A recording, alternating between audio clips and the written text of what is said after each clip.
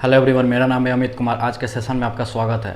आज के सेशन में जिस टॉपिक पर चर्चा होने वाली है उस टॉपिक का नाम है भाषा और विचार, लैंग्वेज एंड थॉट्स।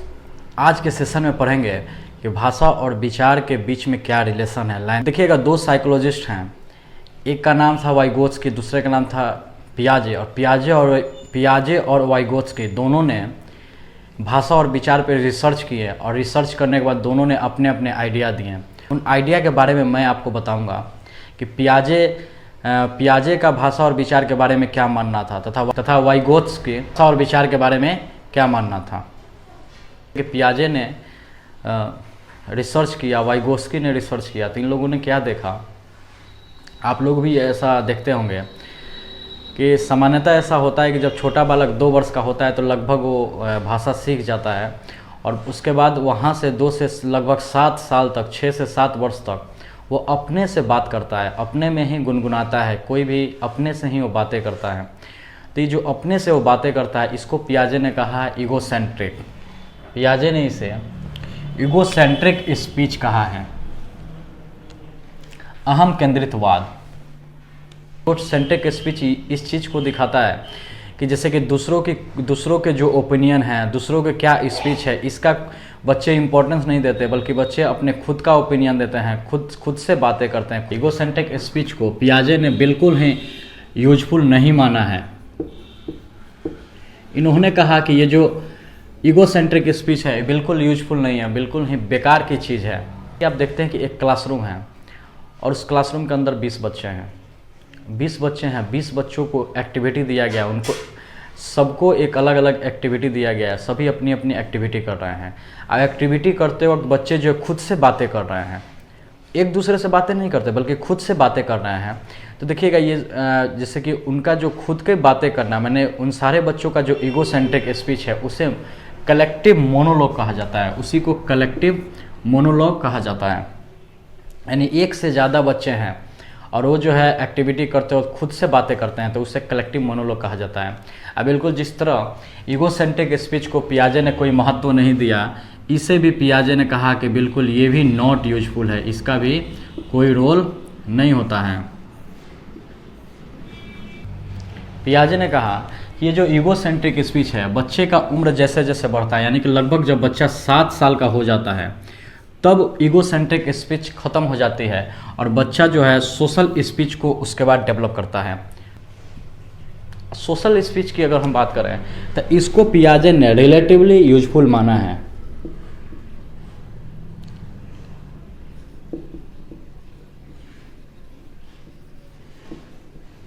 पियाजे ने कहा थोड़ा बहुत यूजफुल है, यानी पियाजे ईगोसेंट्रिक स्पीच को पूरी तरह से नकार देता है। और सोशल स्पीच की बात करें तो पियाजे कहता है कि जब बच्चे का उम्र लगभग 7 साल का होता है तो ईगोसेंट्रिक स्पीच खत्म हो जाती है और उसके बाद बच्चा जो है सोशल स्पीच को अपने अंदर डेवलप करता है। और सोशल स्पीच को पियाजे ने कहा कि थोड़ा बहुत ये मतलब कि यूजफुल है, ऐसा नहीं कि बहुत ज़्यादा इसको यूजफुल नहीं कहा कि थोड़ा बहुत यूजफुल है। आगे देखते हैं वाइगोत्स्की का क्या मानना था। जब छोटे छोटे जो बच्चे जो हैं 2 साल में लगभग 2 साल में भाषा को सीख जाते हैं, उसके बाद 6 से 7 वर्ष तक बच्चे जो है अपने से बातें करते हैं। इस चीज़ को उन्होंने देखा और उसे इन्होंने प्राइवेट स्पीच कहा है, निजी भाषण कहा है वाइगोत्स्की ने। यानी कि ईगोसेंट्रिक और प्राइवेट स्पीच दोनों एक ही हैं, बस पियाजे ने एक अलग नाम दे दिया तथा वाइगोत्स्की ने इसे एक अलग नाम दे दिया। लेकिन इन दोनों का भाषा और विचार के बारे में जो मत था बिल्कुल अलग था, बिल्कुल डिफरेंट था। वाइगोत्स्की ने कहा कि जो प्राइवेट स्पीच है ये बिल्कुल यूजफुल है, बहुत ज़्यादा यूजफुल है। यानी प्राइवेट स्पीच को वाइगोत्स्की के अनुसार, according to Vygotsky, private speech is very useful. यानी ये बात वाइगोत्स्की ने कहा।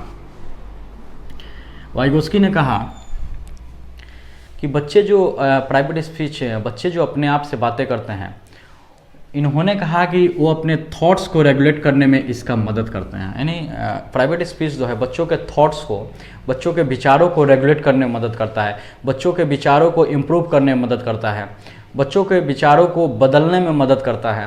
तो ये सारी चीज़ में निजी भाषण बहुत ज़्यादा हेल्पफुल होता है। यहाँ तक कि बिहेवियर को भी रेगुलेट करने में प्राइवेट स्पीच मदद करता है। बिहेवियर जैसे कि आप अगर गौर से देखेंगे तो बच्चे जो बोल रहे होते हैं वही कर भी रहे होते हैं। जैसा कि वाइगोत्स्की ने देखा कि बच्चे जैसे काम करें, बच्चे जो है बच्चे ऐसे, मैं गाड़ी चला रहा हूँ, गाड़ी को मैंने मोड़ दिया, यानी बच्चे जो है जो काम कर रहे होते हैं ना वही बोल भी रहे होते हैं। तो यानी वो बिहेवियर को भी रेगुलेट करते हैं प्राइवेट स्पीच के द्वारा। इतना ही नहीं, इससे भी कहीं आगे बढ़कर वाइगोत्स्की ने कहा कि प्रॉब्लम सॉल्विंग में प्राइवेट स्पीच बहुत ज़्यादा मदद करता है। कि अगर किसी के सामने समस्या आती है तो प्राइवेट स्पीच उस समस्या को सोल्व करने में बहुत ज़्यादा मदद करता है। आप ऐसा सोचिए कि आप डेली लाइफ में भी अगर आप सोचते हैं तो कोई एक बच्चा है, उस बच्चे को जब आप प्रॉब्लम देते हैं तो बच्चा उस प्रॉब्लम को निकलने के लिए बहुत थिंकिंग करता है। और देखिएगा जितना हार्ड आप प्रॉब्लम दीजिएगा, देखिए जितनी बड़ी समस्या होगी उतना ज़्यादा वो थिंकिंग करेगा तो प्राइवेट स्पीच करेगा, प्राइवेट स्पीच के द्वारा वो थिंकिंग करेगा, तो इस प्रकार वो प्रॉब्लम को सॉल्व कर देगा। वाइगोत्स्की ने कहा कि प्राइवेट स्पीच ये कभी ख़त्म नहीं होती, बल्कि जब बच्चे की जैसे जैसे उम्र बढ़ती है ये जो प्राइवेट स्पीच है ये इनर स्पीच में बदल जाता है। यानी वाइगोत्स्की के अनुसार प्राइवेट स्पीच और इनर स्पीच दोनों एक ही हैं। इनर स्पीच भी थॉट्स को रेगुलेट करने, बिहेवियर को रेगुलेट करने तथा प्रॉब्लम सॉल्विंग में बहुत ज़्यादा मदद करता है। कोई भी व्यक्ति, चाहे आप भी कभी इस बात को महसूस किए होंगे कि जब कभी भी हमारे सामने कोई समस्या आती है तो उस समस्या से निपटने के लिए, उस प्रॉब्लम को सोल्व करने के लिए हम मन ही मन सोच रहे होते हैं, बिल्कुल मतलब कि सोच रहे होते हैं। सोचते वक्त हम अपने से ही बातें करते हैं और उसके बाद हम प्रॉब्लम को सोल्व कर देते हैं। ये इनर स्पीच है। देखो प्राइवेट स्पीच और इनर स्पीच में क्या अंतर है। तो प्राइवेट स्पीच प्राइवेट स्पीच में क्या होता है कि आवाज़ें बाहर निकलती है, लेकिन जो इनर स्पीच होता है, इनर स्पीच में आवाज़ें बाहर नहीं निकलती बल्कि मन ही मन हम बात कर रहे होते हैं खुद से। ये बातें वाइगोत्स्की के द्वारा कही गई। और देखिए भाषा के इन लैंग्वेज कॉन्टेक्स्ट में पियाजे के द्वारा ये बातें कही गई और वाइगोत्स्की के द्वारा ये बातें कही गई। अगर हम दोनों का एक कंक्लूजन निकालें, दोनों के आइडियाज़ के बाद हम कंक्लूजन निकालें तो पियाजे जो है इस भाषा के संदर्भ में गलत साबित हुए, जबकि वाइगोत्स्की भाषा के संदर्भ में सही साबित हुआ।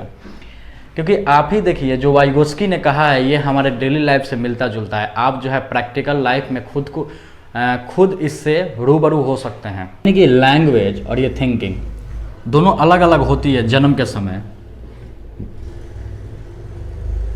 समय लैंग्वेज और थिंकिंग दोनों अलग अलग होती है। अब देखिएगा जैसे जैसे बच्चे का उम्र बढ़ता है दोनों लैंग्वेज और थिंकिंग दोनों पास में आ जाते हैं, लगभग 1 ईयर में। और उसके बाद हम बात करें अगर तो लैंग्वेज और थिंकिंग, तो ये जो है एक दूसरे को ओवरलैप करते हैं लगभग 2 साल में। और उसके बाद जैसे ही उम्र 3 साल का होता है तो उस टाइम लैंग्वेज और थिंकिंग दोनों ही एक हो जाता है। वाइगोत्स्की के अनुसार बच्चे का जब जन्म होता है तो उस वक्त भाषा और विचार अलग अलग होता है, लेकिन जैसे जैसे उसका उम्र बढ़ता है भाषा और विचार दोनों एक हो जाते हैं। यहाँ से बिल्कुल सीधे सीधे प्रश्न बनते हैं कि किन्होंने कहा कि भाषा पहले आती है और विचार बाद में आता है। तो वाइगोत्स्की ने कहा। और जबकि हम पियाजे की अगर बात करें तो पियाजे ने कहा था कि पहले विचार आता है बाद में भाषा आती है। देखिए जन्म के समय भाषा और विचार एक होते हैं, जैसे जैसे उम्र बढ़ता है भाषा और विचार एक हो जाते हैं। ये बात किन साइकोलॉजिस्ट के द्वारा कहा गया, तो ध्यान रखिएगा ये वाइगोत्स्की के द्वारा कहा गया था। यहाँ से सीधे प्रश्न बनते हैं, आपको किसी भी टेट एग्जाम में देखने को मिल जाएंगे। सीटेट के तैयारी आप कर रहे हैं तो सीटेट के एग्जाम में भी यहाँ से बहुत सारे प्रश्न बनते हैं। पियाजे कहते हैं कि पहले आता है थॉट, उसके बाद आता है लर्निंग। पियाजे ने कहा कि पहले आता है विचार तब आता है भाषा, पहले विचार बाद में भाषा, पियाजे के द्वारा। और वाइगोत्स्की के द्वारा पहले भाषा बाद में विचार। तो यहाँ पे भी इस कॉन्सेप्ट पे भी पियाजे गलत साबित होते हैं, जबकि जो है इस कॉन्सेप्ट पे भी सही साबित होते हैं। देखिए भाषा और विचार एक हो जाता है, तभी तो ये जो है प्रॉब्लम सॉल्विंग में बच्चे जो है थिंकिंग करने में, प्रॉब्लम सॉल्विंग में भाषा का इस्तेमाल करते हैं। यानी कि वाइगोत्स्की के अनुसार विदाउट लैंग्वेज आप थिंकिंग नहीं कर सकते और विदाउट थिंकिंग लैंग्वेज भी नहीं हो सकती। पियाजे और वाइगोत्स्की के बारे में एक कॉन्सेप्ट ये भी आता है जो कि मैं यहीं पे बता देता हूँ। पियाजे ने कहा है कि पहले बच्चे का विकास होता है, पहले बच्चे का डेवलपमेंट होता है और बाद में लर्निंग होती है। पहले बच्चे का विकास होता है और बाद में अधिगम होता है, ये बात कहा था पियाजे ने। जबकि वाइगोत्स्की ने कहा है कि पहले बच्चे का अधिगम होता है बाद में विकास होता है। देखिएगा पियाजे जो बोलते हैं, पियाजे ने कहा कि पहले बच्चे का विकास होता है बाद में उसका अधिगम होता है, और वाइगोत्स्की ने कहा कि बच्चे का पहले अधिगम होता है बाद में विकास होता है, यानी बच्चा पहले सीखता है बाद में उसका विकास होता है। ये मैंने इस कंसेप्ट को आपको समझाने का प्रयास किया और मुझे आशा है कि आप भी इस कंसेप्ट को बहुत अच्छे तरीके से समझ गए होंगे।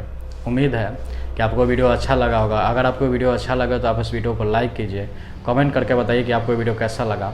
चैनल को सब्सक्राइब कीजिए तथा बेल आइकन को दबाइए ताकि वीडियो का नोटिफिकेशन आपको समय पर मिलता रहे, तथा अपने दोस्तों के साथ शेयर ज़रूर करें। धन्यवाद।